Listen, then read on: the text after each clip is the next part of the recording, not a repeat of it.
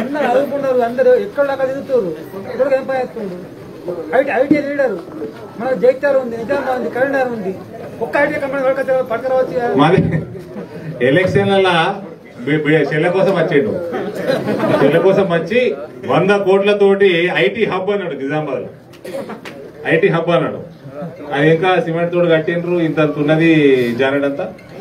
అలా హబ్ లేదు, టబ్బు లేదు, పబ్బు కూడా లేదు. సరే వీళ్ళు మాట్లాడి అయిపోయిందన్న. 8 సంవత్సరాల తర్వాత నేను నిన్న కూడా కేబినెట్ లో ఏం చేసిండ్రు అంటే 60,000 ఉద్యోగాలు ఎట్లా ఇయ్యాలనో అది ప్లానింగ్ చేస్తానికి కమిటీ చేసిండట. నీ పిండా కూడా పెట్టినప్పుడు వస్తుందా కమిటీ రిపోర్టు? 8 సంవత్సరాల నుంచి నువ్వు ముఖ్యమంత్రిగా ఉన్నావు, ఉద్యోగాలు ఎట్లా ఇయ్యాలనో కమిటీ చేస్తారట. ఇప్పుడు ఇంకో దానికి కూడా దీనికి వేసే కమిటీ. బీసీపీ వాళ్ళకి ఫీ రీఎంబర్స్మెంట్లు ఇవన్నీ సక్రమంగా వస్తారో ఎట్లా ఏం చేస్తే వస్తాయని ఈ మానవుడు ఇప్పుడు కమిటీ ఎత్తున్నాడు. 8 సంవత్సరాలు అయినాక సోయి వచ్చింది, ఇంకో సంవత్సరం అయితే వీక్తాడు. ఇప్పుడు కమిటీలు ప్లానింగ్లు ఇప్పుడు మొదలు పెడుతున్నాడు. దళిత బంధు అనౌన్స్ చేసేసిండు, అయ్యో పెద్ద అట్టముక్కలు ఇచ్చిండు.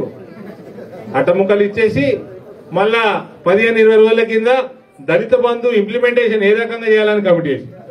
ఇక మహిళలు చూస్తే యాదకి వస్తున్నది. మన దగ్గర మహిళా గ్రూపులు బ్రహ్మాండమైన గ్రూపులు. మన పసుపు మనమే వాళ్ళకి అప్పచెప్తాం, వాళ్ళు పౌడర్ చేస్తారు, ప్యాకేజింగ్ చేస్తారు. మనమే మన పసుపు బ్రాండ్ మనమే క్రియేట్ చేసుకొని మనమే ఎక్స్పోర్ట్ చేద్దాం అన్నాడు మోడతాడు అన్నాడు కదా. మళ్ళీ ఏంటది మన రీసెర్చ్ సెంటర్, తెలుగులో ఏమంటారు, పరిశోధన కేంద్రం పెడతా అన్నాడు. కోము పసుపు కొంట అన్నాడు. ఈసారి పసుపు పంట అతి వర్షాలకి పంట నష్టమైంది. నేను లెటర్ రాసిన 20 రోజుల కింద, 20 రోజుల కింద అలా బతికిలే అంట లెటర్లో. సార్ మీకు శాతనైన సహాయం చేయండి రైతులకి, మీ దగ్గర పైసలు లేవంటే కేంద్రాన్ని సహాయం అడుగుతుంటే మేము కూడా హెల్ప్ చేస్తాం. మా చేతిలో ఎంపీలో మేము డైరెక్ట్ కేంద్ర ప్రభుత్వంకి రాయరాదు, నేను రాస్తే వాళ్ళు ఈడికే పంపుతారు. ఈయన చెప్పిన పంపించండి సార్ అని. ఈ 2014 మేనిఫెస్టోలా పంటలకి రైతులకి మంచి గిట్టుబాటు ధర వస్తుంది, ఎంఐఎస్ పథకం కింద మేము గిట్టుబాటు ధర వచ్చేటట్టు చేస్తామని చెప్పి అలా మేనిఫెస్టోలు ఉన్నది. మరి మేము మొత్తుకుంటున్నది ఏంది? పసుపుకి ధర తగ్గిపోయింది, ధర పెరిగింది కానీ మన దిగుబడి తగ్గిపోయింది వర్షాలకి. దీని పంట నష్టం కింద పెట్టు, కేంద్రాన్ని అడుగు.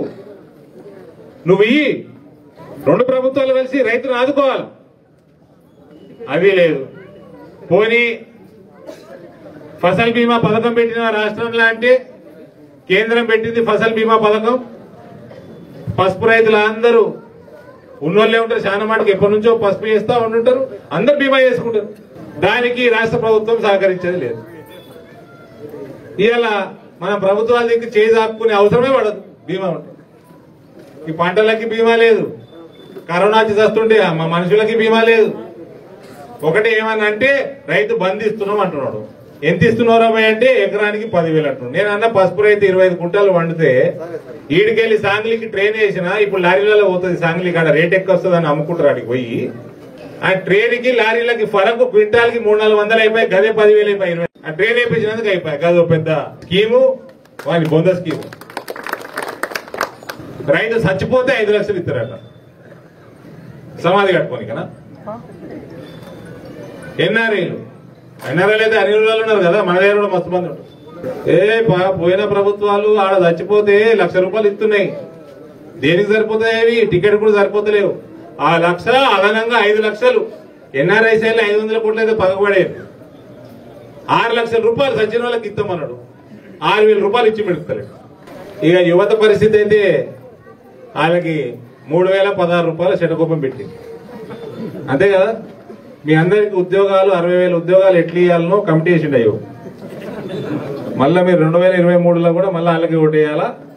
60,000 మందికి ఉద్యోగాలు నోటిఫికేషన్ ఆడు ఇద్దరు ఇప్పుడు. ఇక దానికి తోడు ఉన్న ఉద్యోగస్తులను ఇవ్వాలా జియో 317 తీసుకొచ్చి వాళ్ళకు ఉద్యోగాలు చేయాలన్నా వద్దా అన్న కాడికి తీసుకొచ్చి ఉన్న ఉద్యోగస్తులు కూడా హ్యాపీగా లేరు. ఇది ఈ రకంగా రాష్ట్ర ప్రభుత్వం నడుస్తూ ఉన్నది. నేను ఏ గ్రామానికి పోయినా మీడియా మిత్రులు హైలైట్ చేసి మమ్మల్ని కాపాడుండ్రా. ఏ గ్రామానికి పోయినా మా గ్రామంకి ఏం చేసిండు ఎంపీ అని అడుగుతారు. పాపం అడుగుతారు, ఓట్లు వేసిరు అడుగుతారు. సాధారణంగా ఆకుల సంఘానికో విలేజ్ సంఘానికో లేకపోతే ప్రహరీ గోడలకో దానికో దీనికో మేము ఎంపీ ల్యాడ్స్ ఇస్తాం. మేము ఇట్లా గెలిస్తే 6 నెలల కరోనా వచ్చే మా పిఎం సాబు ఎంపీ ల్యాడ్స్ అందరికి బంద్ చేసిండు 2 నెలల నుంచి. బంద్ చేసి ఏం చేసిండు, అందరు ఏమనుకుంటారు, ఇప్పుడు ఎంపీకి వెళ్ళి నిధులు రాలేదు అనుకుంటున్నారు. దయచేసి మీడియా మిత్రులు కోరుతా ఉన్నా, కొంచెం హైలైట్ చేయండి. ఇచ్చే టీకాలన్నిటికీ మొట్టమొదటి ఇన్స్టాల్మెంట్లన్నీ మా పైసలతోటి తీసేసుకొని మొత్తం దేశ ప్రజలందరికీ టీకాలు ఇప్పించింది నరేంద్ర మోదీ గారు. మన గ్రామంలో అయితే అందరికి అయిపోయింటాయి కదా టీకాలు. ఆ టీకాల పైసలు 400 నుంచి 406 రూపాయలు అవుతాయి 2 డోసులకి. మన దగ్గర నిజామాబాద్ పార్లమెంట్ లో 60 కోట్ల రూపాయలతోటి టీకాలు ఇవ్వడం జరిగింది. ఇప్పటికి అందులో 10 కోట్ల రూపాయలు ఎంపీ నిధులు కూడా ఉన్నాయి. కాబట్టి ఎంపీ నిధులు ఎక్కడ ఖర్చు పెట్టలేదు అనుకోవద్దు. మనకి ఇచ్చే టీకాలన్నీ కూడా ఎంపీల నిధులతోటే ఇవ్వడం జరిగింది. అయినా కూడా మాకు మళ్ళా 2 సంవత్సరాల వరకు ఇవ్వమన్నారు. 2 సంవత్సరాలు అయిపోతున్నది. ఈ ఏప్రిల్ నుంచి నిధులు వస్తాయి. మన గ్రామానికి నేను చెప్పినట్టు పిల్లలు గుడి బడి ఈ 2 ఈక్వల్. కాబట్టి పిల్లల భవిష్యత్తు బాగుంటే అందరు సంతోషంగా ఉంటారు. నేను బడులలో చాలా చేయాలని ఉన్నది. నేను అక్కడ కుకునూరు గ్రామంలో ప్లస్ మోతెల ఆల్రెడీ చేసినాము. ఏ రకంగా పెరిగినాయో మీరు సమాచారం చుట్టాలు ఉంటారు, చాలా మంది తెప్పించుకోండి. అదే రకంగా అన్ని గవర్నమెంట్ స్కూళ్ళు చేయాలని ఉంది. ఈ కోవిడ్ చేయబట్టి ఆ ప్లాన్ కూడా వెనుక పడ్డది. ఆ రకంగా చేయాలని ఉంటుంది. తక్షణమే మనకు ఏప్రిల్ తర్వాత వచ్చిన నిధుల నుంచి మన స్కూల్ కోసం మీరు అడిగిన డబ్బులల్లా నేను 2 ఇన్స్టాల్మెంట్లలో 10 లక్షలు కూడా ఖచ్చితంగా ఇస్తాను. మన గ్రామీణ సడక్ యోజన కింద మీరు అడిగిన రోడ్డు కూడా నేను అన్నట్టు దాన్ని 6 కిలోమీటర్స్ చేయండి. దాన్ని కూడా ప్రణాళికలు పెట్టిద్దాం. వేరే విషయాలన్నీ ఫర్దర్గా చేద్దాం. ఎందుకంటే 2 సంవత్సరాలు అయిపోయినాక అన్ని గ్రామాలలో కూడా వర్కులు పెండింగ్ ఉన్నాయి, చాలా ప్రామిసులు పెండింగ్ ఉన్నాయి. అందరికి ఇవ్వాల్సి వస్తుంది. కాబట్టి మెల్లమెల్లగా అన్ని కూడా చేస్తాము. ఫస్ట్ అయితే స్కూల్ కోసం ప్రహరీ కూడా ఏప్రిల్ కాగానే ఫస్ట్ ఇన్స్టాల్మెంట్, ఆ కొద్ది నెలల్లో మనం ఇన్స్టాల్మెంట్ కూడా ఇస్తాం. హాయ్ ఫ్రెండ్స్, మా టుడే టుమారో యూట్యూబ్ ఛానల్ చూస్తున్నందుకు చాలా థ్యాంక్స్.